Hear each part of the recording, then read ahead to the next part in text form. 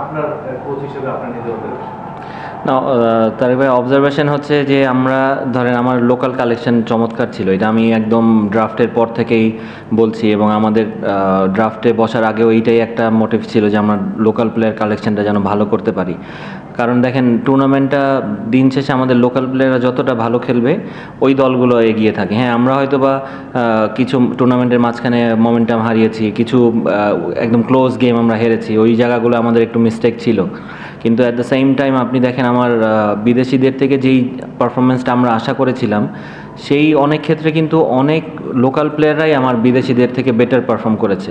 So ওই জায়গাটায় আমরা এগিয়েছিলাম, এবং দলের ভিতরে আমরা হেরেছি, আমরা মোমেন্টাম খুঁজছিলাম, মোমেন্টাম একটা নেয়ার জন্য যে কিভাবে একটা উইন থেকে আমরা মোমেন্টামটা নিতে পারি। সো সবসময় এটাই কথা হতো যে লোকাল প্লেয়ারদের সাপোর্টটা আমার আরও বেশি লাগবে, লোকাল প্লেয়াররা যত পারফর্ম করবে আমাদের জন্য ততটা ইজি হবে। সো আল্লাহ রহমত যে ওরা সবাই পারফর্ম করছে। টি-20 গেমে তো সবাই একই দিনে পারফর্ম করবে না, যখন যার দায়িত্ব হচ্ছে, যার যে দিনটা ওর দিনটা চেষ্টা করছে যে টিমের জন্য ওইটা যেন ফুলফিল করতে পারে। সে আজকে যদি আমি মিরাজের কথা বলি, যে পুরোটা ইনিংস ধরেন অল্প রান চেস করছি আমরা, কিন্তু এরকম প্রেশার একটা গেমে অল্প রানটাও কিন্তু অনেক সময় অনেক রিস্কি হয়ে যায়। সো ও যে মানে ক্যাপ্টেন্স নক যেটাকে বলে, একদম শেষ করে বের হয়েছে, এটা একটু চমৎকার ব্যাপার টিমের জন্য। সো নাইম রানে আছে সবাই, আপনি সো আমরা চেষ্টা করেছি যে আমাদের পজিটিভ ভাইবটা যেন থাকে টিমের মধ্যে, বিশ্বাসটা যেন থাকে সবসময়, এবং আমরা যেন খুব সাহসী করে খেলতে পারি। প্রত্যেকটা টিমটা ব্যালেন্স টিম ছিল, কিন্তু বেশ কয়েকটা ক্লোজ ম্যাচ হারার পর লাস্ট দুইটা ম্যাচে টানা জয় ছাড়া কোনো রিকোয়ারমেন্ট ছিল না। তো দুই ম্যাচের আগে আপনাদের প্ল্যানটা কিরকম ছিল, বা তখন টিম এনভায়রনমেন্টটা কিরকম ছিল? বেশ চাপে পড়ে যেতে হয়েছিল একটা সময় যে নকআউটে উঠতে পারবেন কি পারবেন না। জি, না দেখেন, আমাদের লাস্ট দুইটা গেমই আমাদের একদম লাস্ট ম্যাচ থেকেই শুরু হয়েছে আমাদের নকআউট পর্ব, রাইট?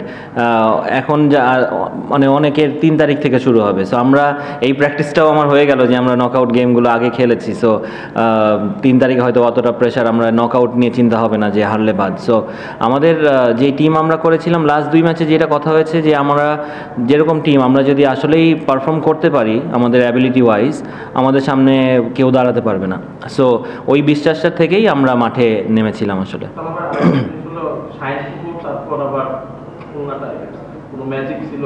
না না, দেখেন, এইটা কোচের খুব একটা ম্যাজিক থাকে না, প্লেয়াররা পারফর্ম না করতে পারলে আসলে কোচ ক্রেডিট নেওয়ার কিছু নেই এখানে। সো আমি এটাতে বিশ্বাস করি, ক্রেডিট পুরোটাই আমি প্লেয়ারকে দিতে চাই, কারণ ওরাই মাঠে খেলে। হ্যাঁ, প্ল্যানিং হয়তো বা অনেক সময় থাকে গেমের, আমরা যে প্ল্যানটা করি মাঠের বাইরে, ওইগুলো হয় এক্সিকিউশনে আমরা যদি করতে পারি, এক্সিকিউট করতে পারি, তাহলে হয়তো আমরা সাকসেসফুল হই, কিন্তু এক্সিকিউশনটাও তো আসলে প্লেয়ারদের থেকে আসতে হবে। সো ক্রেডিটটা ওদের থেকে আমি কখনোই নিতে চাই না। আপনারা নতুন কোনো বিদেশি আনবেন কিনা? লাস্ট 2 সিজনে দেখেছি আপনারা শেষের দিকে ইফেক্টিভ কিছু বিদেশি আনার চেষ্টা করছেন, হেলস, লুকু কিংবা সাইকো। এবার কোনো রকম ইচ্ছা তো অবশ্যই আছে, কিন্তু ওরা অ্যাভেলেবেল কিনা, কারণ আইএল চলছে, এসএ চলছে। সো আমরা চেষ্টা করছি কয়েকটা প্লেয়ারের সঙ্গে কথা বলে, যদি ওরকম ওরা ফ্রি থাকে। দেখেন, আমাদের কালকেই সময় আছে, কালকের মধ্যেই আসতে হবে যদি কারো আসতে হয়। সো যদি কালকের মধ্যে আমরা ইনশাল্লাহ চেষ্টা তো অবশ্যই করব, মোর দেন 100%। সো যদি ওরকম অ্যাভেলেবেল থাকে আমরা অবশ্যই আনবো, এই প্ল্যান আমাদের আছে। আরেকটা ব্যাপার, একটু অঙ্কন এবার টুর্নামেন্টে অনেক ভালো খেলছেন, তার আসলে ওরকম ট্র্যাক রেকর্ডও ছিল না যে টি-20তে তিনি 150-150 স্ট্রাইক রেট ব্যাটিং করেন, আগের কোনো বিপিএল এ খেলেন না। কোন মানে কিভাবে আপনি আসলে তাকে চেঞ্জটা করবেন? না, এখানে আমি চেঞ্জ করি না, অঙ্কন ও নিজে থেকেই ওর ব্যাটিংয়ের প্যাটার্নটা চেঞ্জ করেছে। সো আমি আবারও বলি যে এইটা এক্স্যাক্টলি প্লেয়ারেরই ক্রেডিটটা যায়, কারণ আপনি তখন বুঝতে পারবেন যে আপনার কী করা দরকার এবং কোন জায়গাটায় আপনার চেঞ্জ আনতে হলে আপনি সামনের দিকে এগোতে পারবেন। সো এইটা ওই প্লেয়ারের থেকেই আসে। সো অঙ্কন যেহেতু নিজের ব্যাটিংটা চেঞ্জ করেছে, এবং আমি ওকে লাস্ট ইয়ারও বিপিএল কিন্তু খারাপ খেলেনি, লাস্ট ইয়ারও কুমিল্লার হয়ে অনেকগুলো ম্যাচ জিতিয়েছে এবং কম বলে বেশি স্কোর করেছে। সো ওই জায়গা থেকেই আমাদের একটা ছিল যে টার্গেট ছিল যে অঙ্কনকে আমরা যদি দলে ফেরাতে পারি, আমরা অবশ্যই অঙ্কনকে নিব। হাসান মাহমুদের কোচটা কেমন দেখছেন? একটু ট্যাগ হয়ে গেছে বোধহয় রেড বল বোলার হিসেবে, টেস্টে লাস্ট ইয়ারটা তার খুব ভালো গিয়েছে, 25-20টা উইকেট ছিল। বাট টি-20 ভেরি ডিফারেন্ট ফর্মে, ডিফারেন্ট ডিমান্ড, মানে ফর্মেট অফ দ্য গেমের কারণে। ওর অ্যাডাপ্টেশন প্লাস হচ্ছে তার গ্রুপে কেমন দেখতেছেন?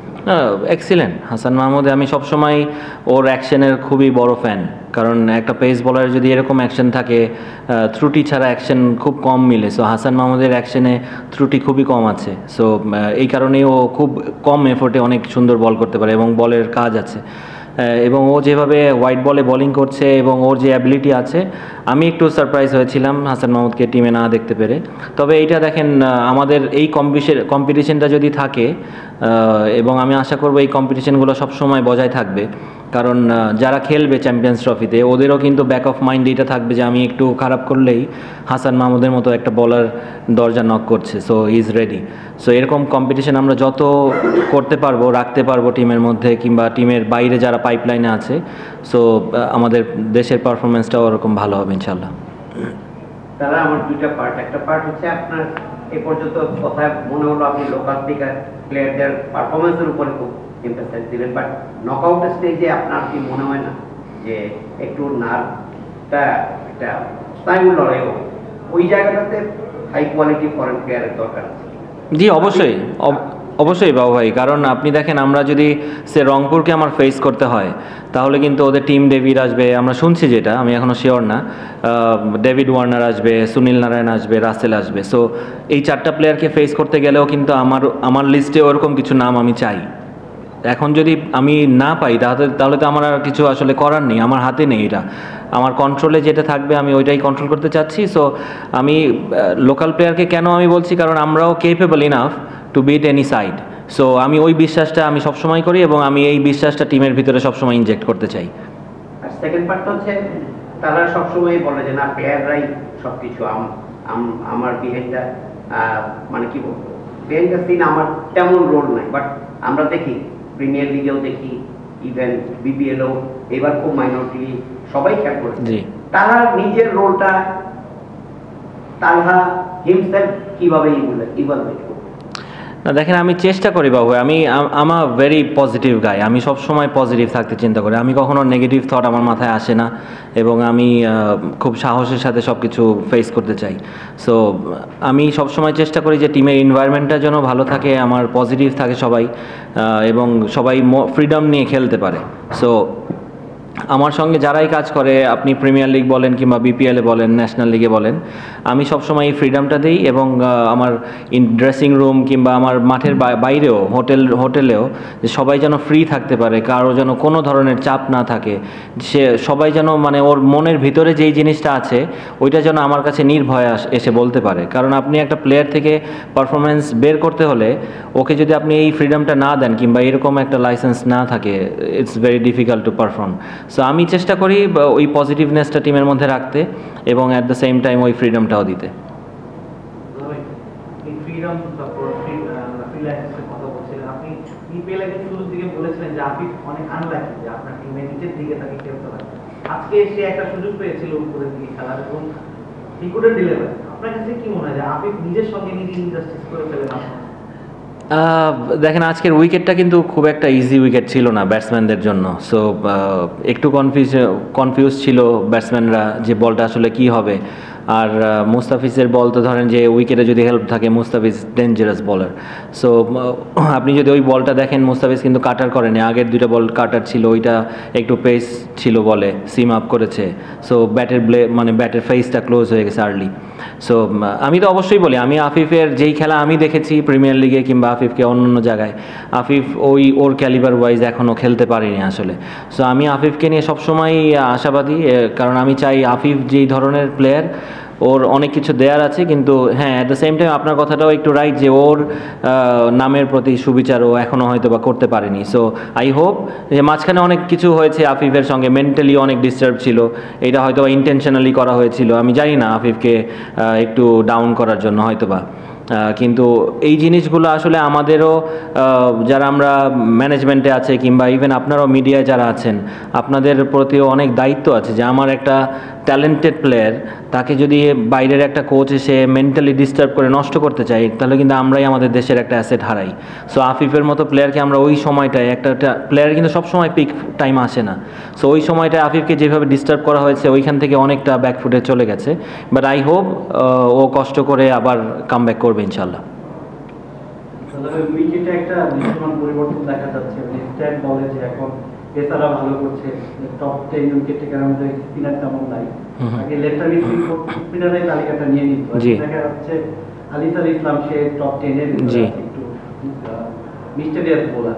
তো আমাদের কি এই পার্টটা কি শেষ হয়ে যাচ্ছে কিনা উইকেট যদি এমন থাকে? আপনি সাবেক পেসার হিসেবে কি পরিবর্তন দেখেন উইকেটে? না, আমি সত্যি কথা সব সময় চাই যে স্পোর্টিং উইকেট থাকুক, মানে শুধু এক সাইডের জন্য উইকেট থাকলে ডিফিকাল্ট। আজকে যেমন ছিল স্পিনারদের জন্য উইকেট ছিল, ব্যাটসম্যানের জন্য খুবই ডিফিকাল্ট ছিল উইকেটটা। সো আমি চাই যে ধরেন যদি বোথ সাইডই ব্যাটিং ব্যাটসম্যান এবং বলার সবাই হেল্প থাকে উইকেটে, ট্রু উইকেট হয় যেটা আমরা বলি আর কি, ওইরকম থাকলে আপনার ধরেন বলারেরও অনেক কিছু শেখার আছে, ব্যাটসম্যানেরও অনেক কিছু শেখার আছে, এবং একটা ট্রু উইকেটে বোলার কিন্তু খুব মার্জিন, খুব এরর করার মার্জিনটা খুব কম থাকে। সো ওইখান থেকে আপনি যদি ওই ধরনের উইকেটে রেগুলারলি খেলতে পারেন তাহলে কিন্তু আপনার স্কিলও ডেভেলপ করবে অ্যাজ এ বলার। আমি বলছি যেটা যে কারণ আপনি যেহেতু আপনার মার্জিনটা খুবই কম, সো আপনি যদি স্কিল ওয়াইজ অনেকটা স্ট্রং না হন, আপনি একটা স্কিল নিয়ে খেলে যাবেন, এটা খুব ডিফিকাল্ট হয়ে যায় একটা বলারের জন্য। সো এই ধরনের উইকেট থাকলে আমার মনে হয় আমাদের দেশের ক্রিকেটের জন্য ভালো হবে। জি, আপনি কি মনে করেন যে কি পরিবর্তন এসেছে? উইকেট এবার আমাদের ওভারঅল পুরো বিপিএলে উইকেট ভালো ছিল, পেস ছিল, বাউন্স ছিল। 2-3টা ম্যাচে হয়তো বা একটু টার্ন হয়েছে, মানে ওইটা ধরেন আমি কমপ্লেন করব না, কিন্তু ম্যাক্সিমাম নাম্বার অফ গেমেই আমার উইকেট ভালো ছিল এবং সবাই মানে খেলে ভালো লেগেছে সবারই। হাসান ভালো করছে, আবু হায়দার রনিও 17টা উইকেট নিয়েছে, মুশফিক হাসানও প্রথম ম্যাচে এসে ভালো করেছে, আজকেও শেষটা ভালো ফিনিশ করেছে। তো পেস বোলার হিসেবে আপনি যেহেতু পেস বোলার ছিলেন, এই কারণে কি আপনার জন্য কাজটা একটু সহজ কিনা পেস বোলারদের থেকে পারফরম্যান্সটা বের করে? না দেখেন, প্ল্যান করাটা তো হয়তো একটু সহজ হয়, কারণ ব্যাটসম্যানের সাইকোলজি কী থাকবে, আমি বোলিং করলে আমি কি করতাম, কিংবা ওদের সাথে এই প্ল্যানটা করা, কিংবা কথা বলা যে আসলে কোন জায়গাটায় বোলিং করা, কিংবা ধরেন পাওয়ার প্লেতে তো নর্মালি ব্যাটসম্যানরা একটু অ্যাগ্রেসিভ থাকে। সো আমাদের প্ল্যান থাকে যে আমরা পাওয়ার প্লেতেই যদি আমার দরকার হয় আমরা ডেথ ওভারে বোলিং শুরু করে দিব। সো বলারের এই স্কিলগুলো যে নতুন বলে ব্লক হলে বল করা কিংবা চেঞ্জ অফ পেস করা, আজকে যেমন মুশি মানে প্রথম ইনিংসের শেষে আমার সঙ্গে এসে কথা বলছিল যে ও যেটা ভুল করেছে তামিমকে, একটা বাউন্সার মেরেছে, পরের বল আবার জোরে বল করেছে। সো ও চিন্তা করছিল আরেকটা ওভার পর থেকে ও স্লোয়ারে যাবে। সো যেখানে ওর এই ধরনের মিস্টেকগুলো করলেই ধরেন আমরা শিখতে পারবে আসলে প্লেয়াররা। সো ও যে বলছিল যে আসলে স্যার কী করা উচিত ছিল, তো আমি বলছিলাম যে তুমি নেক্সট বলেই তোমার চেঞ্জ অফ পেস করা উচিত ছিল, কারণ তামিম ইজ রেডি। আর যদি জোরে বল ব্যাটসম্যানরা চাচ্ছিল আজকের উইকেটে জোরে বল করুক। সো এই জিনিসগুলোই ধরেন এখান থেকেই শেখা আসলে। সো এখান থেকেই শিখতে পারবে এবং মিস্টেকের সংখ্যা কম হবে, এইটাই আশা করি। Thank you. Thank you. আসসালামু আলাইকুম।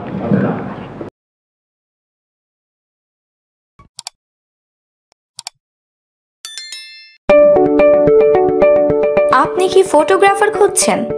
আমাদের আছে এক ঝাঁক অভিজ্ঞ ফটোগ্রাফার, সেই সাথে আমাদের আছে সরকারি ও আন্তর্জাতিক প্রতিষ্ঠানের সাথে কাজ করার এক বিশাল অভিজ্ঞতা। আমরা কর্পোরেট, মডেল, প্রোডাক্ট, ওয়েডিং, জন্মদিন সহ সকল ধরনের স্পোর্টস ফটোগ্রাফি সর্বোচ্চ কম মূল্যে করে থাকি। এছাড়াও আমাদের আছে নিজস্ব স্টুডিও। তাই আপনার ফটোগ্রাফি যে কোনো সেবা নিতে আমাদের সাথে আজই যোগাযোগ করুন।